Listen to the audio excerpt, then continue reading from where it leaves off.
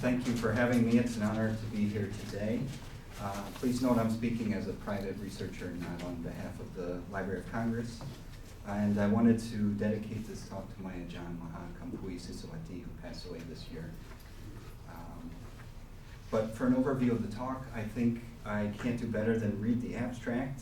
On the night of May 18th, 1959, as fighting erupted between Royal Lao Army, RLA, and Pathet Lao forces, no one knew that this would be the start of a 16-year war that would only end with the bloody demise of the first post-colonial state of Laos, the Royal Lao Government, or RLG. Scholars remain unaware of key points about the Second Indochina War in Laos, but its origins remain shrouded and murky. What were the origins of this war? This talk examines the little-known role of the RLG in initiating the largest war in Lao history. From the RLG perspective, the war was fought to defend liberal democracy, independence, and anti-communism, which each had been developing more independently and organically since 1945 than scholars realized. RLG civilian and military officers were also blinkered by a potent new post-colonial Lao nationalism that viewed Vietnamese as a bitter racial enemy. Amid the Cold War, they sought to settle scores from the French colonial era when Vietnamese dominated Laos cities, schools, the indigenous guard, and the colonial administration. The Vietnamese in Laos had even tried to seize power in August 1945 before the Lao independence movement could gain momentum. And the communist movement in Laos was almost entirely Vietnamese before 1950. To RLG leaders, the Second Indochina War was not about just defending democracy and anti-communism, but about saving Laos from Vietnamese colonialism and the Lao race from extinction at the hands of the Vietnamese. This was further compounded by additional factors. In the lead up to the war, there was a highly contentious election in 1958 that led to the outbreak of violence. There was also a new right-wing anti-communist nationalist government, the CDNI, or Committee for Defense of National Interests, that included military officers in the cabinet for the first time. And many Lao elites were infuriated by the PRC invasion of Tibet in March 1959, which led some Lao to call for a holy war against atheist communists. Finally, when the Pathet Lao refused to integrate into the RLA, war returned in May of 1959. But why did the RLG refuse peace talks when facing a far more powerful foe, the Democratic Republic of Vietnam, or DRV, before which the RLA was so clearly outmatched? RLG leaders were blinded by their own anti-communist nationalism, seeking to liberate the country from Vietnamese domination in an apocalyptic fight of a Lao race against the red Sino-Viet race. Just as commentators spoke of saving the country from Chinese who forced Lao out of southern China thousands of years ago.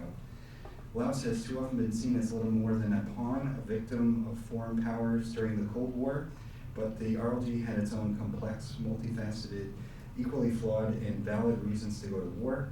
The Second Indochina War in Laos was a Lao war, and to fully understand the Second Indochina War, we must understand the RLG role in events.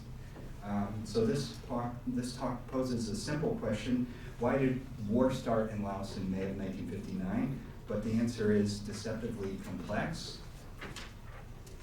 I want to preface this by saying that my research here is presenting the RLG side of the war, so this is just one piece of the puzzle, focusing on Lao elite who are all ethnic Lao men of a certain age, and this is somewhat limiting. But I argue we need to know about them since they were the civilian and military leaders of the RLG, which was important in events.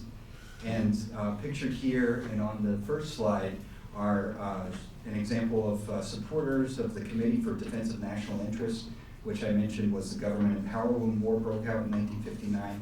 Here they are marching in the streets of Vientiane in June of 1959, and many thousands of people came out for this march. But I think it shows an important aspect of anti-communism we don't see much, which is popular support for anti-communism among Lao. And they had 1,200 provincial officials come to the meeting, and the march ended at the palace in Vientiane, so they were a very important part of the story. My research focuses broadly on the first post-colonial state of Laos, the Royal Lao Government, or RLG, which existed from 1945 to 1975. A starting point for my research is nationalism. A common misunderstanding is that the RLG was defeated by communist Pathet Lao because its supporters lacked nationalism, and this is often said about anti-communist states in general, but this is wrong for the RLG. If anything, the RLG suffered an overabundance of nationalism that was so strong in some quarters that it led to the rise of violent dissident groups willing to challenge the central government, such as the Pathet Lao. Yet there were others who were strongly nationalists who remained loyal to the state, such as the CDIN, the Committee for Defense of National Interests. So my forthcoming book offers an intellectual history of Cold War Laos, and it's entitled Forsaken Causes, Liberal Democracy and Anti-Communism in Cold War Laos. It provides the first detailed account of two key ideologies at the center of the RLG, liberal democracy and anti-communism. I locate the indigenous roots of both in the Lao independence movement before tracing their evolutions over 30 years. They were not foreign ideas imposed on Lao, but were embraced and advanced by Lao themselves in surprisingly consistent ways, elaborating a coherent ideology that was upheld for decades and for which many sacrificed their lives. But anti-communism was marred by the influence of Lao nationalist thinking, centered on a belief in a Lao race. Indeed, the idea of a Lao race was circulating among civilian and military officers, and this inflamed ethnic tensions with China and the DRV in 1959, just as war was threatening the country. So nationalism in Laos is a potent, dangerous force in Cold War Laos. For the Pathet Lao, it motivated them to liberate the country from Western foreigners, and for the RLG, it motivated them to liberate the country from Vietnamese and Chinese communists. Lao anti-communist nationalism is not the only political ideology at the time in Laos, but it is the one that's implicated in the outbreak of war in 1959. Also important for going to war for the RLG was defense of liberal democracy that the Lao elite had built since 1945. The elections of 1958 were the only ones in which the Pathet Lao ever competed freely, and yet they led to political violence. So another point this talk will consider is, did liberal democracy actually fail to contain all social tensions in 1958, and did this actually play a role in sparking war in 1959? Laos is not typically seen as having agency in the Cold War, as you can see from these quotes by these scholars. So Charles Stevens has said, Laos has been a blood-spattered chessboard and its people are pawns for the grand strategists in Washington, Peking, Hanoi, Saigon, and Bangkok. While Grant Evans has said the escalation of the war meant the steady marginalization of both the RLG and Pathet Lao and its conduct. And Thomas Ahern has said of Laos that it was, quote, everybody's pawn. And I could add Marek T., who was a Polish member of the ICC, claimed U.S. control over the RLG was so complete that it could simply refer to U.S. policy as evidence of RLG policy. On the other hand, another historian, Jean Duve, observed that Lao history had, quote, too often been described from the exterior because there are still too many who think Laos had no influence on the course of events and the fate of the country. Because if it is true that the big decisions about Laos were taken by foreign powers and multilateral conferences, they were taken according to a reality made in large part by the Lao themselves. The Lao have ultimately, since World War II, been the masters of their country. Other questions that we consider are, did ideology matter? Was there an ideological component for the Second Indochina War in Laos? And so why are Lao anti-communism and democracy so understudied? Were they factors, or did they exist, or were they merely U.S. imperial projects? And were Lao really so deeply lacking in nationalism?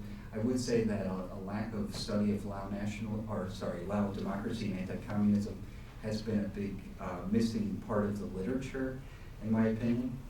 And I would argue that the Second Indochina War was fought to defend liberal democracy, keep the country free from communism, but also was marred by Lao nationalist thinking centered on a Lao race. And what sparked the war was a fear of Lao racial extinction at the hands of Chinese and Vietnamese communists. So Lao nationalism was a potent force in the 20th century, and the origins of Lao liberal democracy and anti-communism traced to 1945 and 1946. And the Cold War in Laos was influenced by legacies of the colonial era, especially a Lao-Vietnamese conflict. Christopher Gosia, for instance, has said that this Lao-Vietnamese conflict during the colonial era was a key influence on the development of Lao nationalism. And this comes out again in the Cold War. So I argue, considering that the Royal Lao Government elite embraced democracy and anti-communism, and that they viewed the Cold War through the lens of Lao nationalism, that when you consider all of this, you have to say that the RLG itself charted its own course in the Cold War much more than people have realized previously, and that the RLG did have agency in the sparking of the war in May of 1959. As Dr. McCoy mentioned, I also have a separate argument paper on how the RLG played a role in starting, or played a role in the U.S. bombing of Laos and Sojourn. That's been published this year, if you're interested. But the stakes were never higher than they were for the RLG. The Second Indochina War was fought by RLG elites whose ideas and cultural understandings have not been studied, and they were not pawns of foreign powers, but had their own complex set of motivations, rationales, beliefs, shaping their thoughts and actions.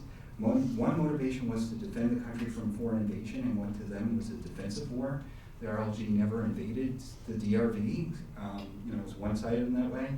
And this was further informed by elite notions of nationalism and anti-communism that saw communism as a threat to their way of life and continued existence. And I argued to impute all of this to a handful of U.S. officials, overstates U.S. influence while marginalizing Lao from their own history, and to only blame superpowers or racist Lao from history as responsible actors.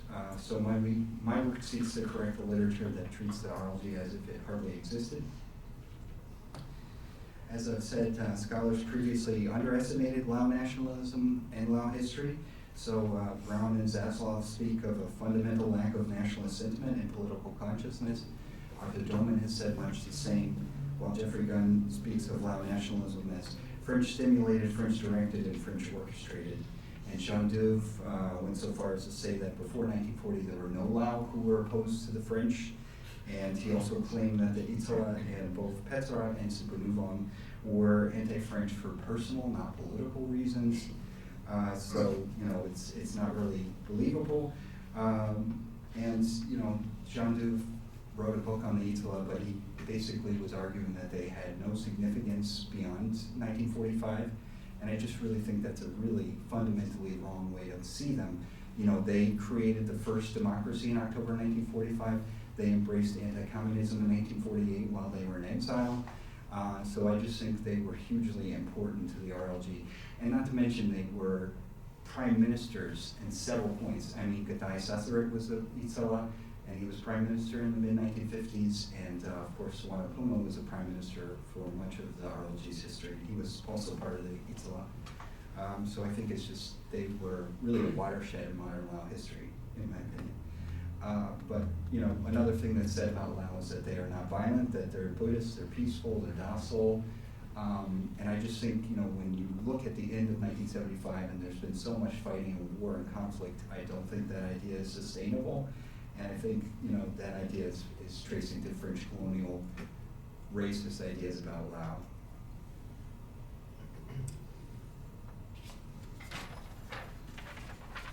As I said, the Itala were extremely important to the RLG. And they actually were a small group of students who started protests at the Lycée Pavie against French rule in July of 1940 and then went into exile in Thailand for 5 years.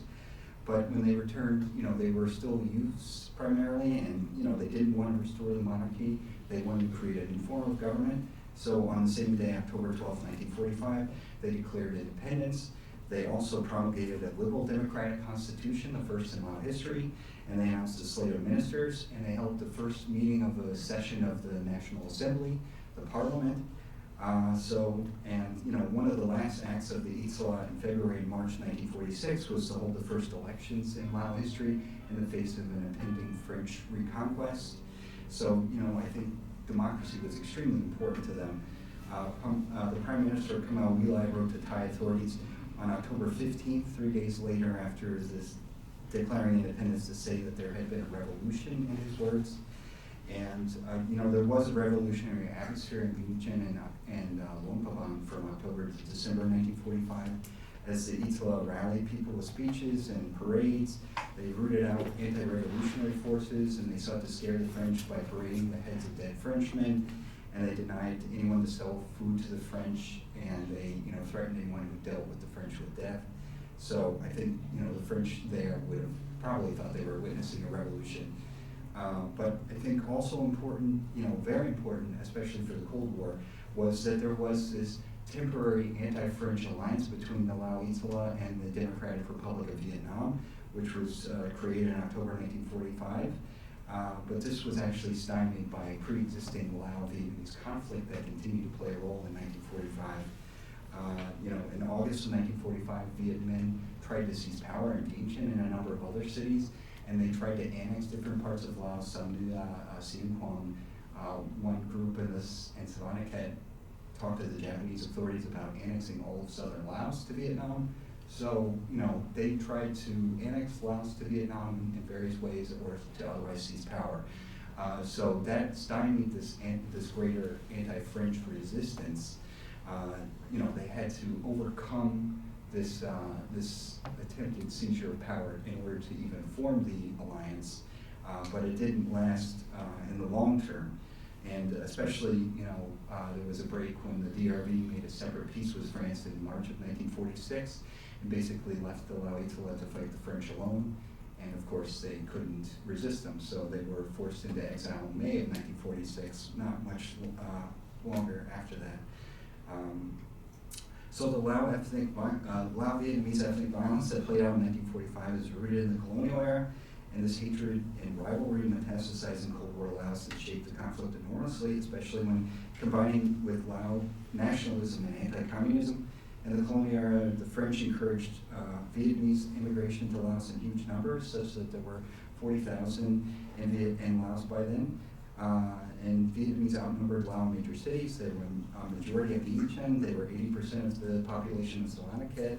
They were a large proportion of Dak Hek. And also Vietnamese dominated the colonial administration. They had over 50% of the jobs in colonial Laos.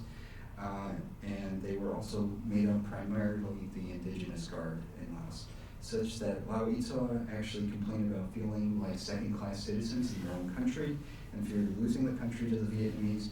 These fears, of course, were exacerbated when the Vietnamese tried to annex Laos to Vietnam in 1945. But there was also this fear of Lao racial inferiority during the colonial era that was supported by the French, who were repeatedly referring to Vietnamese as racially superior to Lao. Indeed, one Lao member, Bojan Intavong, said that he refused to work with the colonial administration because he did not want to serve two masters, French and Vietnamese, who would invariably treat him as inferior because he was Lao. So he went through everything he needed to do to work in the colonial administration, but he refused to take a job there. And when Itoa looked back at the events of 1945, they spoke of freeing the country from two masters, the Vietnamese and the French.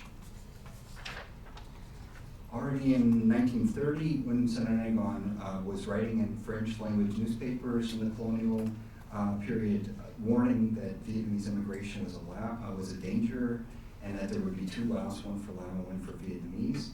At the same time, Vietnamese were writing newspapers, according to Christopher Gauch's research, talking about colonizing Laos, using that language of colonizing. And there's even a 1935 French archival document recording Petrarch as saying that the Vietnamese are, quote, the cruelest of imperialists, and, quote, sought to exterminate the Lao race, end quote, and that's from Jeffrey Gunn's work. Lao nationalism is profoundly anti-Vietnamese, and also, even the key nationalist moment of the Lao was marked by this Lao-Vietnamese violence. And not surprisingly, both Lao leaders and even those who opposed them, the loyalists who were, pro-French at the time, they were both anti-Vietnamese. So the King Sisavang Bong, who was the king of Luang Prabang and sided with the French in World War II, at the end of World War II, he was also anti-Vietnamese, and he expelled Vietnamese from Luang Prabang and denied them those who remained any rice rations. So, it's a really widespread feeling. Now we'll turn to talk about Lao anti-communism. We can reconstruct Lao anti-communism as a coherent ideology from Lao elite writings, like Atai Sasaret, among others. From this, we learned there was an earlier decade during the 1940s of Lao anti-communism that scholars haven't previously known about, such that our understanding of Lao anti-communism has to change. Lao anti-communism in the 1940s was not a U.S. aid-seeking strategy that only appeared when the U.S. arrived. The Lao were anti-communist for their own reasons, including to defend Lao tradition, religion, the king, the nation, and the race, all seen as threatened by communism. Lao anti-communists could be just as nationalist and anti-colonial as communists. Thus, the CDNI, the Committee for Defense of National Interest, saw the DRV invasion in 1959, which is the language they used, Hokan invasion, as an attempt to impose a new form of colonialism in which Laos would become a satellite people's republic, becoming communist not by persuasion but by force and conquest. The Lao rejected communism for atrocities committed by socialist regimes, including violence to obtain political roles, perceived atheism, and inability to realize utopian promises. The Lao anti-communists warned of dangers of class warfare, land reform, or re-education, and they saw communism as a new form of imperialism. Having just gained independence, they did not want to be under USSR or PRC power. It's important to note that not all anti-communist powers in Southeast Asia are the same.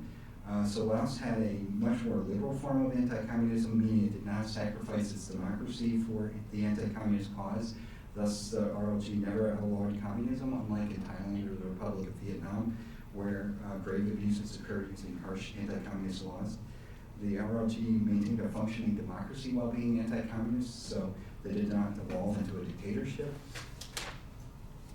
In Laos, first communism emerged among communists by Prince Savang Latanan Lakpabang as he was talking in October 1946 to U.S. diplomats, and he spoke about fearing Vietnamese imperialism, but also USSR imperialism, and stated that if China became communist, surely Vietnam would. And he also didn't believe that the ICP had disbanded, and he thought of Ho Chi Minh as an agent of Moscow and the Viet Minh as pawns of the Comintern. But Savang had his own reasons to be anti-communist. He was his own man, and he remained anti-communist until his death in a Pathet Lao re-education camp in 1978. But as Savang and the CDNI show, the Cold War in Laos was taking shape along profoundly ethnic lines, especially a Lao-Vietnamese conflict.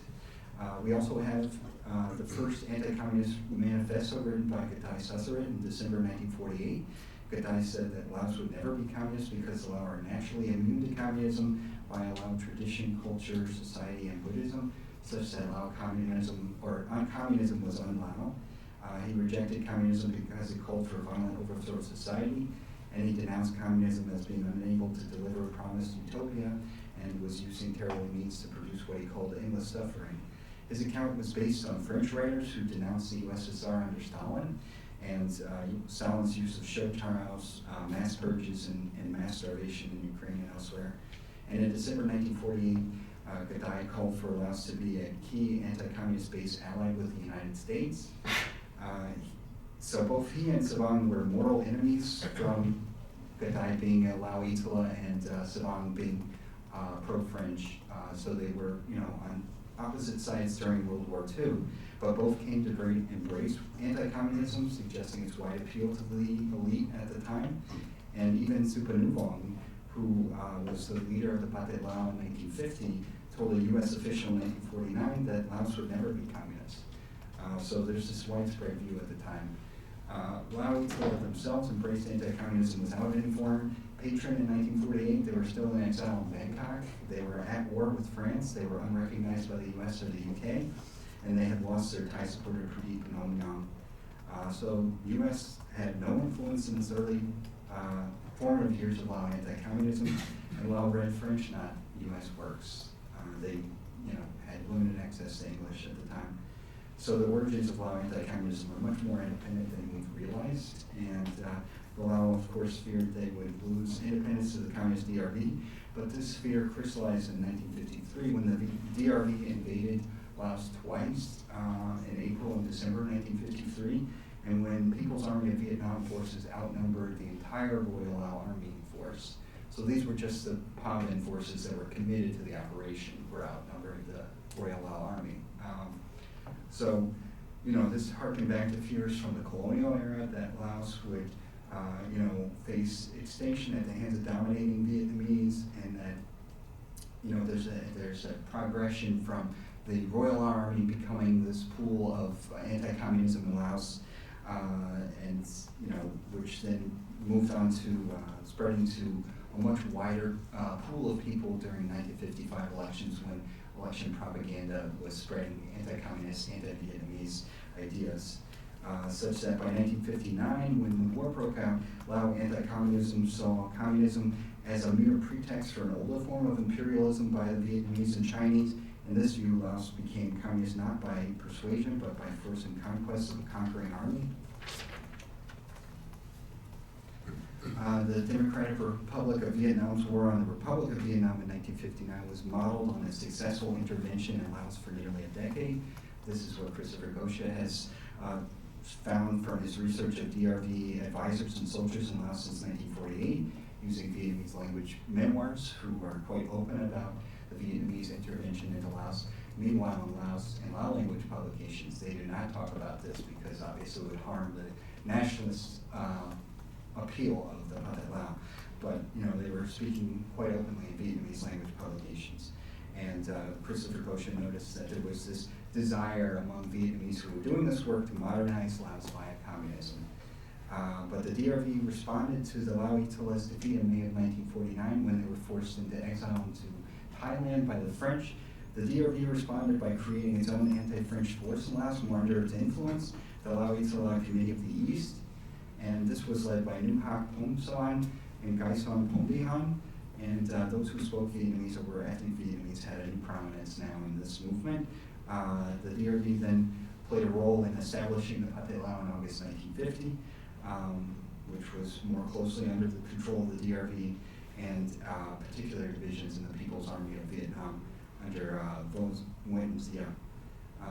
The DRV then finally had to create a Lao Communist Party in March of 1955.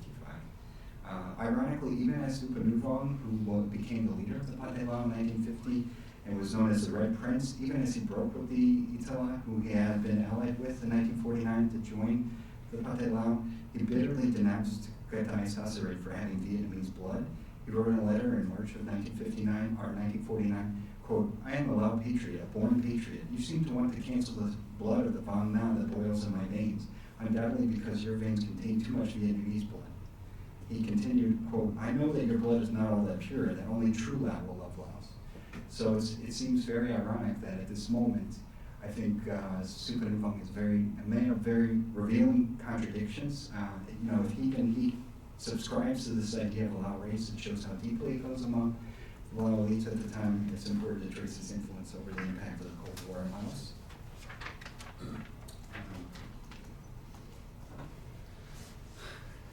As I said, the invasions of 1953 by the DRV came at the end of the First Indochina War as an effort to force the French to defend in Laos more. And actually the final battle at Dien Bien Phu, the French forces were in Dien Bien Phu to protect Laos. So Laos had a major role at the end of the First Indochina War. But these invasions of Laos that were done by the DRV, they had been allies at the beginning of this war in 1945. They were allies.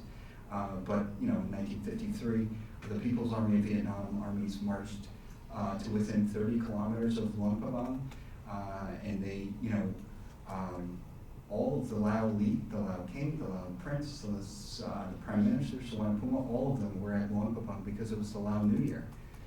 So they were 30 kilometers from a division of the People's Army of Vietnam.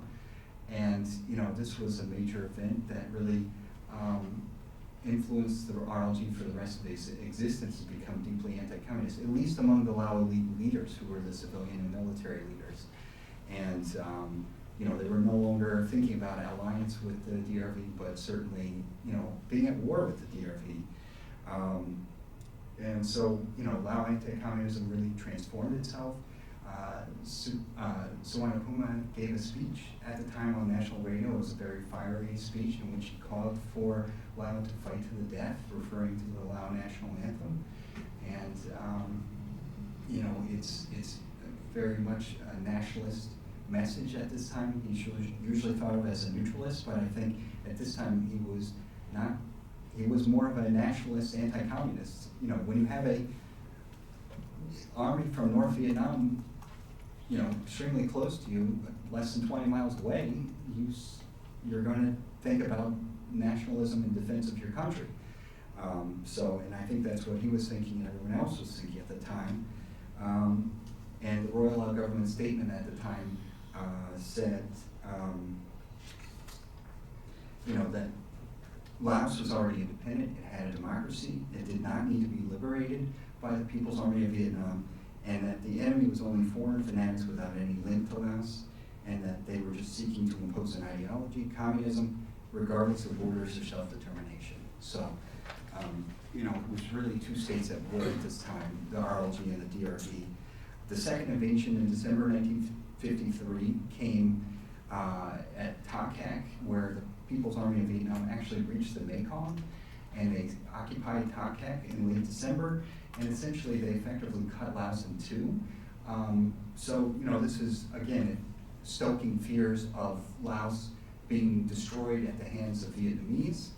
And Peng Son, who was another neutralist ally of Swampuma later in the 60s, and in 1953, he gave a very impassioned speech to a group of students who were graduating from the Royal Lao Army school to go join the army, and he was talking about how the army was the first instrument of sovereignty and independence, and he was talking about how the RLA was involved in the sacred mission to liberate the country from what he said was Vietnamese hordes. You know, that was his language. You know, it's even stronger than that, really. So, you know, most Lao scholars will know that Pathet Lao struggled to liberate Laos from foreign forces. Of course, these are Western forces, but few scholars, I think, would know that there was this Lao anti-communist struggle at the same time to liberate the country from communist foreign powers. Sir, Yeah.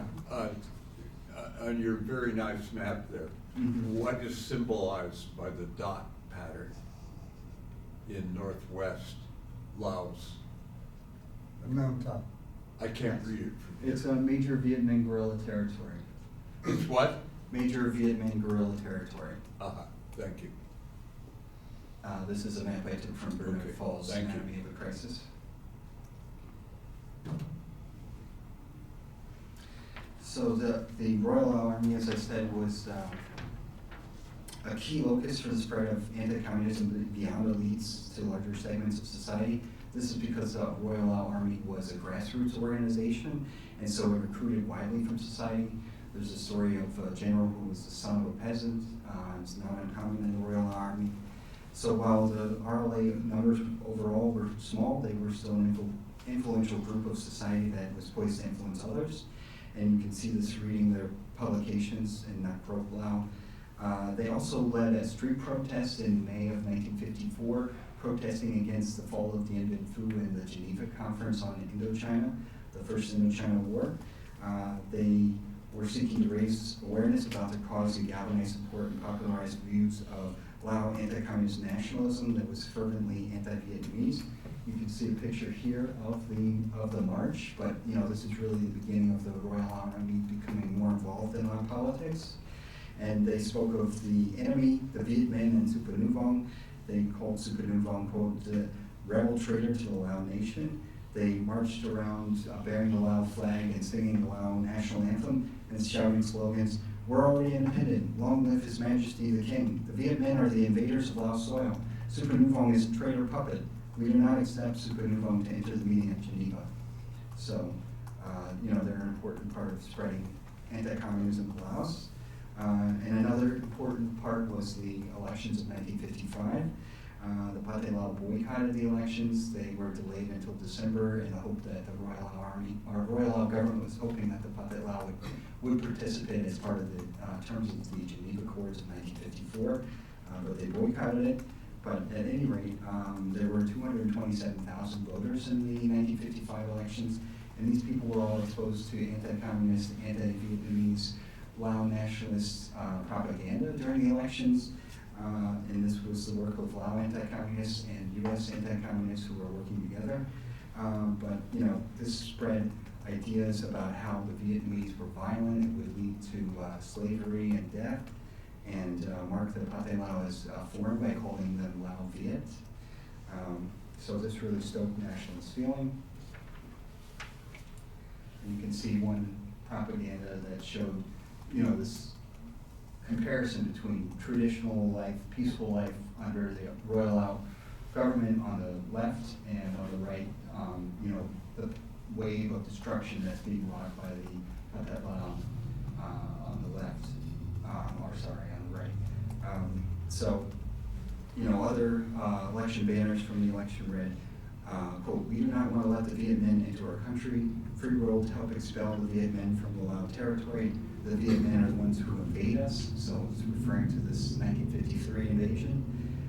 Some propaganda referred to the invasion by showing a photo of the destruction and, quote, "The Lao people have not forgotten the tyrannical, oppressive invasion of the Viet Minh that was done to the Lao nation."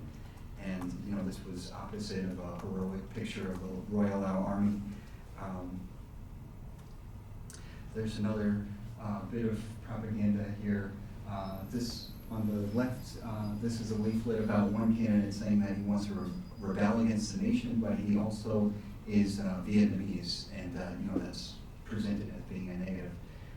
And this propaganda, this shows a Vietnamese soldier taking a Lao child into Vietnam, which was one of the fears that was said to happen after the Pathet Lao established base areas in Sam Nay and Quang Sa Li. And then this is probably one of the most potent pieces of propaganda about land reform and suggesting that land reform would happen in Laos if the Pathet Lao won. The quote here says, "This communist might kill you the same way. This unfortunate victim previously had his own rice field and garden, but the communists quickly disposed of him in order to take his land," meaning kill the owner of the land and take his land and give it to others. So I think this would be more potent if, in Laos, you're right next to the DRV, which is undergoing land reform right now. And, by their own accounts, they made mistakes where they killed between 5,000 and, over 100,000 people. It depends on how you add it up. But, I mean, these were real things going on very near to Laos. And, there was this DRV Alliance movement that, might well have brought this to Laos, even though there's, not really any land pressure in Laos at the time. But still, it's a scary thing to think about. Now I'm talking about, now I'd like to talk about Lao democracy more. Lao liberal democracy is unique in Southeast Asia for not being established by a colonial power. The French only ever established a consultative assembly, and the Lao themselves actually established a liberal democracy in October 1945 to resist the French attempts to recolonize Laos and to defend Lao independence and sovereignty. The Italite created the first constitution, the first national assembly, and held the first elections in Lao history. The Italite constitution granted fundamental civil and political rights, freedom of speech, assembly, press, and religion. These freedoms allowed an open civil society during the Royal Lao Government period under the gaze of a critical press. There has never been another time in which Laos civil society was so open and when the press was so free. By the end of 1975, democracy had become ingrained in the RLG, such that it resisted dictatorship better than in Thailand, Cambodia, South Vietnam, Indonesia, Myanmar, or the Philippines. It outlasted all of them.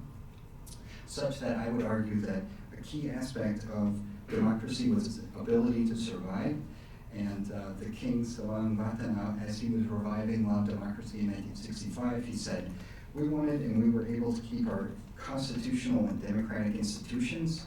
When a people has maintained through winds and tides, despite trials of all kinds, coups of force, coup d'etat, and endless war, the institutions that it has given itself, we can say that no domestic or foreign attempt can destroy it."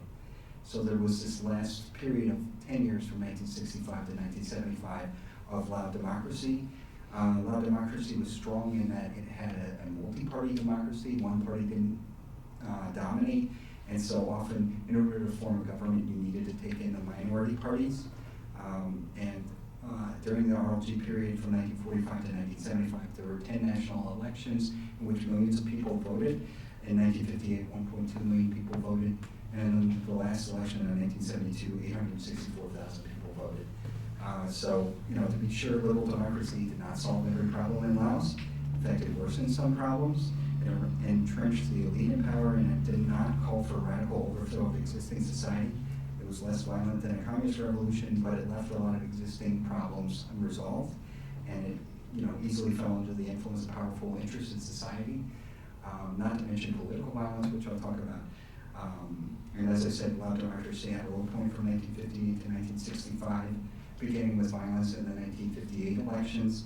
The 1960 election was rigged by the Royal Lao Army while it was at war with the Pathet Lao.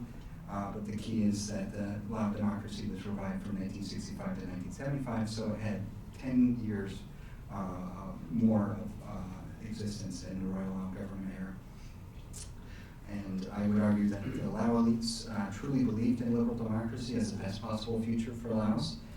Suvarnabhuma, Bongsuvarnabong, Nuepai, Gatai Sansarit, Udon Sananigon, and King Savangwatana, they all believed that liberal democracy was the best possible future. Even the King Savangwatana, he strictly observed the Constitution. And, unlike Thailand, Laos kept one Constitution. They didn't discard it every few years. They amended the Constitution, they didn't get rid of it. So I think that's another point. Of course, at the same time when democracy was introduced, critics noted how democracy clashed with traditional Lao values. They noted how at first liberal democracy was not understood, so much so that people were accused of thinking that they could do anything under democracy. Critics portrayed it as a total carnivalesque overturning of the established order, leading to anarchy as people fell under the control of demagogues. The first election, as I said, was held by the Eastland during their war with France in the last days of their power.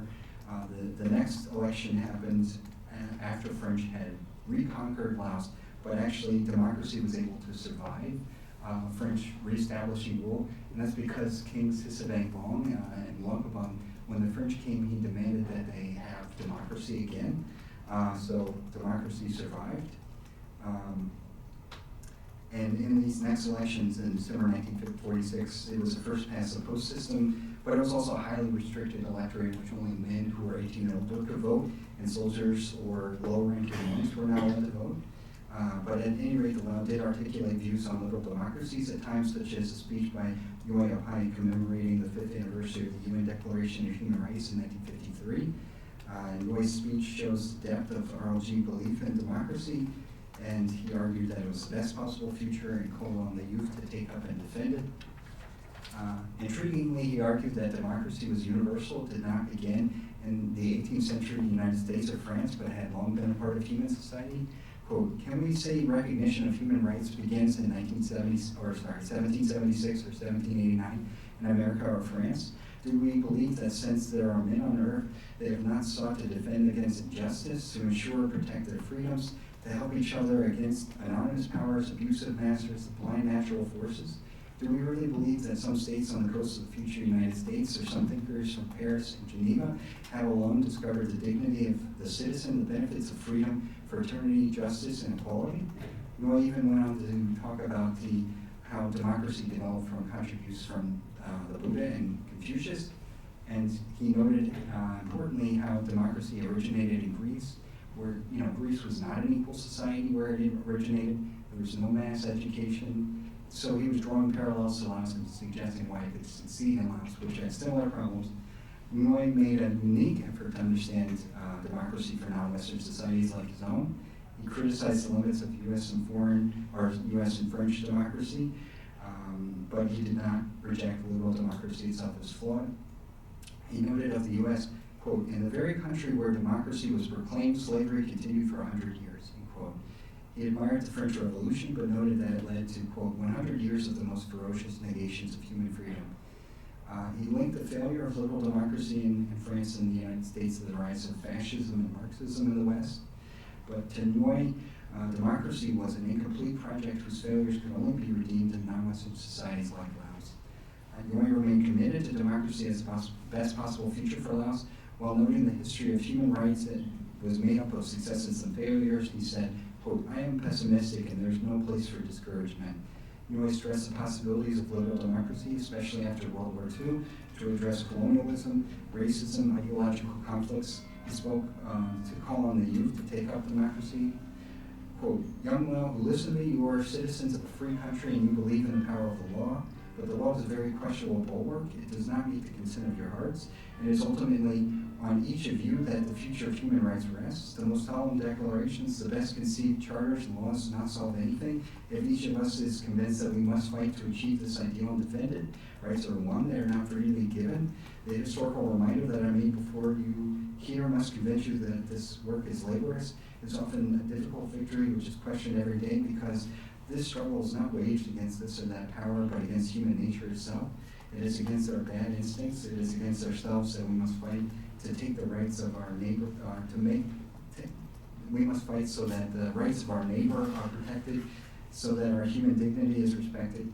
And I personally think that the more effective promotion of sacred human rights would be a noble contribution of our country and our race.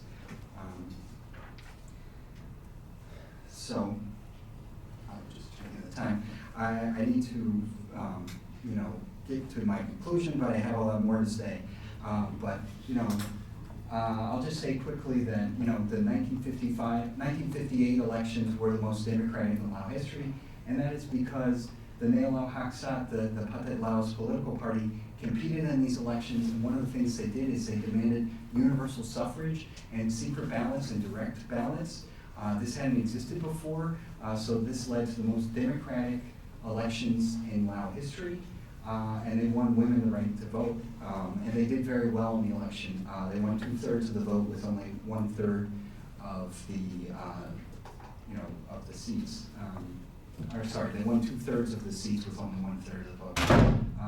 They elected the first female member of the National Assembly, Kampeng Bupa, and she was an important figure noting the patriarchy of the society at the time. And but she also, rejected liberal democracy in some ways, such as not respecting that people could have genuinely political differing views without being, a pawn of the United States or something like that. But she ultimately became a political prisoner of the Royal Lao Government when war broke out in May of 1959. She was a sitting member of the National Assembly, she was a member of Parliament, but she was put under house arrest and charged with treason in July of 1959. I also probably don't have time to talk about this, but Anti-Pop was another major political party in the elections in 1958, showing, I think the vitality of Lao democracy, that the government parties didn't just win, that there were all these other parties that were opposing the central powers, and, Anti-Pop was unique for advocating peace internally and externally and reconciliation with the Pathet Lao. They were anti-US, and they thought that anti-communism was just a way for the elite to defend their class privileges. In the 1958 election, this was the most democratic election in Lao history, but it was also marred by political violence. And Supanuvong, as you can see here, complained at several points to the Royal Lao government that there was this violence happening against Lao Haksat members, that they were being assassinated by the RLA, they were being killed, they were being arrested, they were being forced to leave the party, their newspaper was shut down. So there was this wave of violence. He went to them 1 month before the election in April, and he continued to complain about this in the next January 1959, and February 1959. So 3 months before war between the Pathet Lao and the Royal Lao Government resumed in May of 1959, Supanuvong is going to the Lao Prime Minister and saying, please stop the violence. Actually, in his last note in February of 1959, he no longer believed that they were capable of stopping the violence. And he said, it will be on you if Laos never finds peace. So I think, during this election, this highly contentious election, most people would say that Lao failed to establish a liberal democracy, and that's why it didn't work out. But I think, it may well be that liberal democracy itself doesn't always do what we think it should, doesn't always contain social tensions, it doesn't always lead to peaceful resolution of problems, and that, elections, if they're highly contentious, if they're very, very close, they can lead to violence and war, and I think that played out especially in Cold War Laos in 1958. But it also, I would say, contributed to the outbreak of war in 1959. I've been talking about the CDNI government, so I will skip over this and just get to the end. In March, right before the war broke out, one CDNI member called for a holy war against atheist communists in the CDNI newspaper. He and others were upset about the PRC suppression of a Tibetan uprising in March of 1959, and they printed these political cartoons, expressing their dismay at what was happening in Tibet. This is my last slide. Did the Royal Lao Government start a war in 1959 when the war broke out between them and the Pathet Lao in May of 1959? The Pathet Lao were supposed to, by the Geneva Accords of 1954, they were supposed to integrate into the Royal Lao Army, and that's where things broke down. May 11th, 1959, the Royal Lao Army generals came out to accept them to come integrate into the army, but they refused.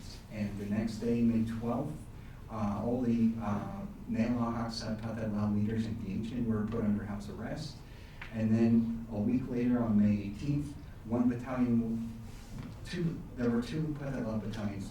They were both surrounded by the Royal Lao Army. One of them slipped through the cordon and escaped to the Democratic Republic of Vietnam, and that was the beginning of the fighting between the Royal Lao Government and the DRV. As I said, the DRV, I think important factors were the Royal Lao Government was under control of this ultra-nationalist CDNI government that was anti-communist. They had gained power of the government. They had no seats in the National Assembly, but they had 7 ministers in the government. They initially had 4 ministers, but in January 1959, when the National Assembly was shut down and a state of emergency was declared, there were 3 military officers who were for the first time in the cabinet, and these were all CDNI members. So I think, this was a CDNI government at this point, and so their extreme views on things are really what was driving the government at this point. And they saw that the DRV had invaded Laos, the DRV created the Pathet Lao, and that they posed as existential threats. That if they took over, Buddhism and democracy would be wiped out, then Lao nation would be wiped off the map, and the Lao race would be fighting this huge epic war against the Sino-Viet race. And so I think, the RLG role in starting the war was that they were blinded by anti-communist nationalism at this time. But I would say that they also wanted to defend liberal democracy that they had built since 1945. So I'll stop there. Thank you.